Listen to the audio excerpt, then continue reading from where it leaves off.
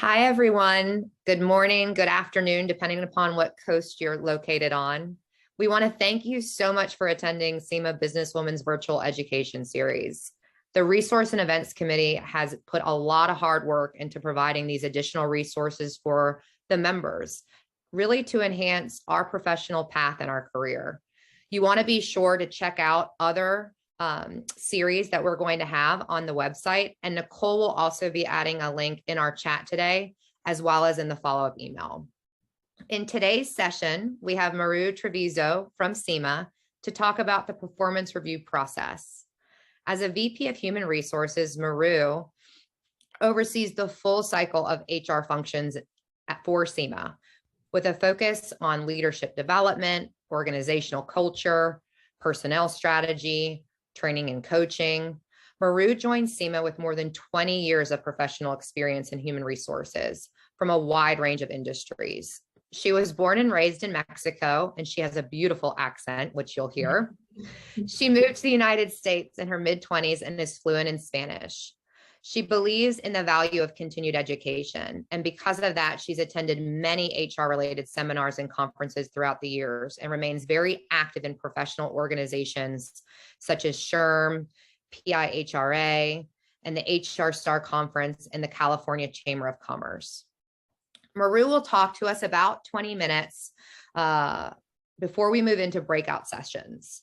Now, here's the key. In the breakout sessions, this is really your time to connect with each other and to work out action plans to accomplish your goals, as well as to build your network. These series were really designed to help you, me, us network and create these peer-to-peer networking relationships in smaller groups. So please take advantage of the time together in these groups. Talk, chat, provide your insights, ask your questions. This is meant to be valuable to you for you to use and move forward within your professional development and in your career. We encourage you to take the initiative to share LinkedIn with everyone in the group so that you can connect afterwards with members. This is really meant to build connections, and hopefully these connections will continue face-to-face later this year at the SEMA show. Maru, thank you so much for joining us, and let's go ahead and get started. Sounds good. Hi, everyone. I think I see some familiar faces from past webinars. So thank you so much for continuing the support for the SBN. And, hopefully I'll be able to give you a couple of good pointers for today. Gary, if you want to prompt the polls, I just wanted to get an assessment of, who's doing, any first-time managers doing performance reviews.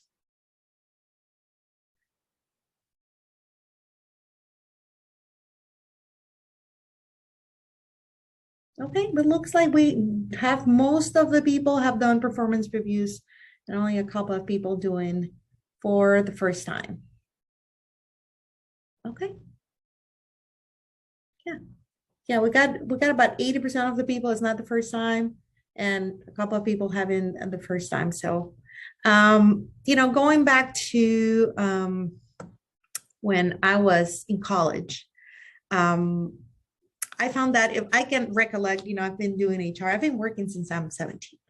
And I can really honestly pinpoint 2 managers that took the time to, that care about me, that care about telling me what I was doing right and what I was doing wrong. We'll talk about performance reviews. We'll talk about the different types of performance reviews in general. Depends on your company if you do have a performance review process plan or not. My goal today is not necessarily to make you savvy on formats for performance reviews. That's something that you need to work in partnership with your HR department, but to help you understand that the performance review, it's mostly about what type of manager you want to be or you are, and the impact that you want to have with the people that are working for you. Again, for me, mostly the people that I remember, the managers that I've had throughout the years, I remember too that they really took time to come and spend time with me. So let's go over the performance review process. As an introduction, is anybody, if you guys want to be interactive in the chat or you guys want to talk, why is the performance review important?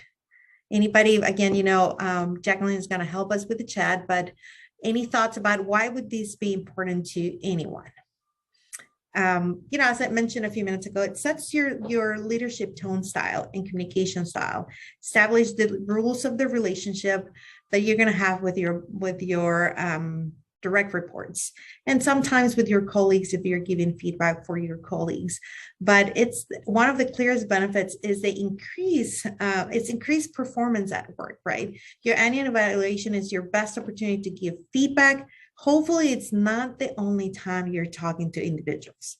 The goal is that you, as a manager, you have multiple touch points, and throughout the year. And the annual review, it's a capture of everything that has happened throughout the whole year. So it's a time to analyze responsibilities, if the position has changed, any capabilities, any areas of opportunities, any areas that need attention. So this is a really, really good opportunity for you to evaluate everything, not just the person, but also the position. Again, things throughout the year happen, more responsibilities get added to a position. This is a time where you get to talk about all that. So we talk about providing feedback. And feedback and accountability. Hold on, guys. I'm having some technical problems with the screens. Okay. And growth, right? You talk about your employees, about the current role, what is the potential that they can do in the current role, or this is a good opportunity to set up any growth opportunities. If you guys think that they have opportunity to be a manager, that they have opportunity to take on more projects, more responsibility, this is the time to do that. The types of performance reviews. So there are a few of them that are very elaborate, and there are some that are mostly the most common one. So the ranking one, it's a very common one. You have a scale of 1 to 5 or 1 to 10, and people get to rank on the tasks or skill sets that people displayed. Those can have their advantages. They're less labored intense than a 360 feedback. The 360 feedback includes feedback from your coworkers, your peers, your boss, subordinates. So it takes a lot more time to get the 360 feedback, but this one is the most ideal when we're talking about developing people. Competency-based, it's also a lot of work, is if it's well done, it has to include a lot of details on the job description and competencies being assigned to each job description. So competency would be, business acumen, detail-oriented, ability to have confrontations. So those are the competency-based performance reviews. Management by objectives, that has been more common when there are companies that have a specific methods of measuring people's performance. So it's a specific goals that are set for people, and they are assigned, and you can get data about the goals were met or not met. So that's basically managing by objectives. And behaviorally anchored rating scales, that's the one that is most intensive, and it requires a lot of even software that the company needs to buy to be able to accomplish that. And this one, you're evaluating behaviors rather than skills or results. So let's get going with objectives. So what are the objectives of the performance review, right? So one of them is motivation.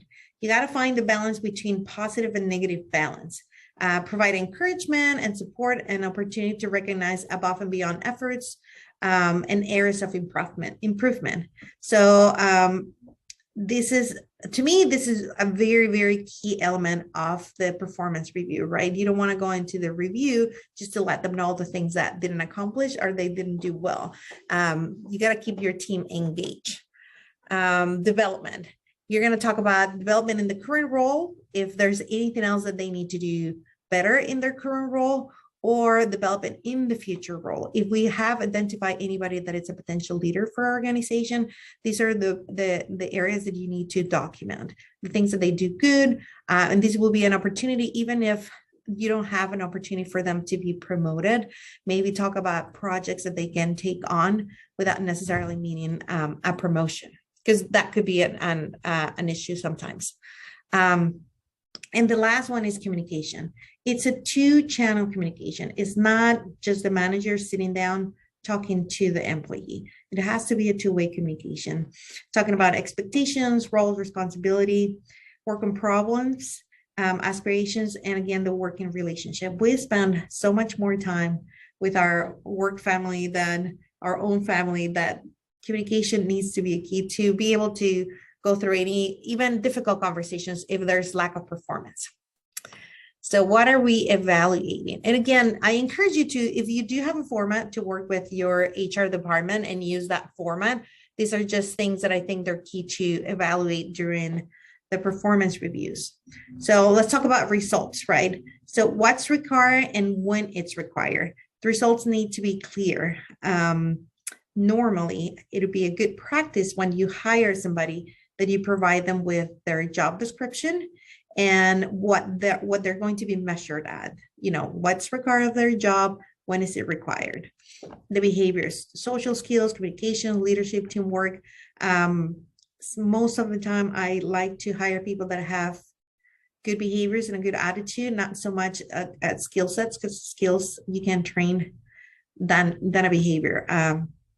Personality and attitude, willingness to always help, put in their best effort, doing more than what's required, right? So you have to evaluate what's important for your team. You have to define what's success in the role that you're evaluating.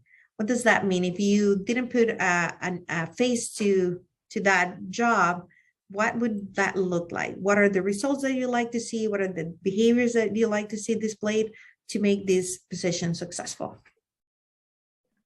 Oh, this is just a quick reminder that if you have any questions at all during Maru's presentation on any of her slides, feel free to ask those during the chat and we can engage you in the conversation. Thank you. So let's talk about the evaluation process. It's a process, guys. It is a process. I cannot stress how much this is a process. In order for you to have the impact that you want in your team, you need to take time. The challenge is always that HR have and that we hear from managers is sometimes we have, 30, 40 direct reports. And the preparation and sitting down and having conversations, it takes a long time, but it is a process. And I believe if we can manage, times, it could be accomplished with a good results. So preparation, it's one of the most important, right? You need to show up prepared and you need to show up with as much information as you can. Have a specific examples of the whole year, have very documented. I normally would like to see managers have the job descriptions with them at the time of the performance review, and have the employee and the manager walk through the job description, because again, it has happened and it happens even more lately, right? We have layoffs, then we distribute the workload amongst other people. COVID has changed things. There's shortage people. So the workload has changed, right? So every year is a good practice. You update that when you sit down to do the performance review, you have the job description and you take a look at it together. And take a look at the things that have changed, responsibilities, and update that so you keep that moving. Again, have a specific examples of what prepare yourself. Again, as a good practice, you can have a folder throughout the whole year, drop notes about the employee, things that they did excellent. I have employees sometimes for me, any emails praising them about a project that they did. All those notes, it's good to have in a folder that you can concentrate the whole year. Because we'll talk about a little bit further on, we trust a lot in our memory. So we're not going to remember the whole year somebody's performance review. We most likely, if we're lucky, we remember the last 3 months, but not the whole year. So having a notepad or carpet, I don't know how you get organized, where you just drop in everything that it's going to be relevant to performance review of your employees, start doing that. That's a good practice. It is important that you set up a meeting with the employee and you give them enough notice for them to prepare, right? send a notice in advance. I don't know, some of the companies require the employee to do a self-evaluation and then the manager to do the evaluation. And then at the time of the meeting, they bring it together and they compare notes and they can take about the rankings and things that they're evaluating together. So you can see, where's maybe a disconnect on the ranking. So if you are part of that, make sure you submit that form in advance, let them know of the meeting and let them know, if possible, an agenda of the meeting, what's going to happen on the interview, or if you require them to send you the self-assessment before the meeting. So just give them a really good instructions of, this is what's going to look like the performance review process, self-evaluation, complete your self-evaluation, send it to me, we'll meet, and then we'll go over the results. When we talk about the meeting, so once you send that, it's time for the meeting, right? The communication for the meeting, be very conscious about it, right? Sometimes, again, busy managers, meetings run late, and once they get to you, you're looking at the watch, you're looking at your computer is binging, somebody's texting you, shut all that down. Give the employee the dedication of your time to listen to them. And remember, your communication is also nonverbal. Your postures, your gestures, your facial expressions, make eye contact with them. I normally suggest to sit next to them, not across them. That's just something that I've learned that makes people less intimidating, especially in a performance review when your whole work and efforts are going to be evaluated. It feels so much better to have somebody next to me instead of somebody against me, right? So that's just a tip that it has worked. It's less confrontational. You make the employee more comfortable, and the meeting works better. And during the meeting, you go over specific examples of the things that you think they did great, and the things that they didn't do so much. I will spend much more time on the things that they didn't do great that you want to improve, to have an action plan to say, okay, these are the things that we want you to do better, and these are the steps, and let's commit, right? And if you do have any follow-up, make sure the follow-up, you're doing good on a follow-up, right? So if there was something, again, that you think they needed to improve on, don't wait until the next year, right? Set up a plan and say, okay, and we're going to meet in 1 month, and then we're going to meet at 60 days and then 90 days. So be consistent and make yourself responsible to anything that you promise them that you're going to do, to make sure you go ahead and do it. Okay. Some of the common mistakes that I've seen during performance reviews. Obviously, we rely on memory, right? Like I said, we only remember the last 2 months if we're lucky. We show up with lack of examples or events, and didn't take notes.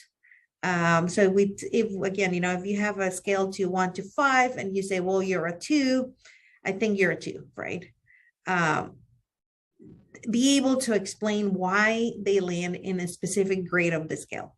If they are 4, let them know why they're outstanding. What are the things that they did that was outstanding? So having examples, it's a really good practice. And it's also easier to remember the bad than the good, right? So we immediately remember the things that didn't work well. So it's better. It's good, again, to have a carpet, a folder. I don't know how you get organized. You get organized electronically. I make a lot of notes on my Outlook about the things, events that happen, and notes. So that's one way that you can get organized.